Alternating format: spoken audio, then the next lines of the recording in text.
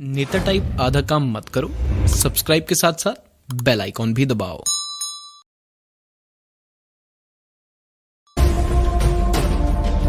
छब्बीस नवंबर 1949 आजाद भारत का वो सबसे सुनहरा दिन जिसने हमें न केवल आजादी का खुशनुमा एहसास कराया बल्कि एक संप्रभु राष्ट्र के रूप में पहचान दिलाई, यानी संविधान को अपनाने का दिन। मगर इस दिन तक पहुंचने के लिए हमने एक लंबी यात्रा तय की, विचारों की, सपनों की, इरादों की। हमारे पूर्वज इसमें सफल भी हुए, मगर इस सफलता में जो सबसे बड़ा योगदान रहा है वो है हमारे संविधान का।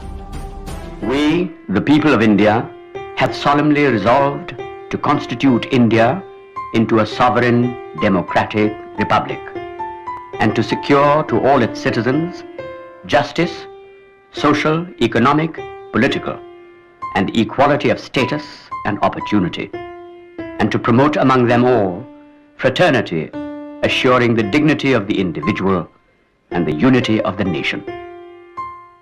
In our Constituent Assembly, this 26th day of November 1949, do hereby adopt, enact, and give ourselves this Constitution.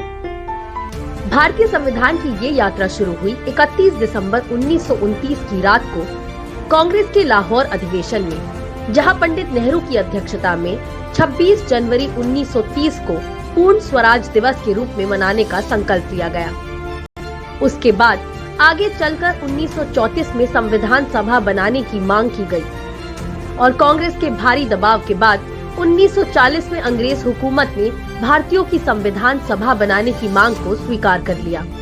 अंततः 9 दिसंबर 1946 को संविधान सभा की पहली बैठक हुई, जिसमें विरोधों का सामंजस्य भाव था, यानी हर दल, विचार के लोग संविधान सभा की इस पहली बैठक में मौजूद थे।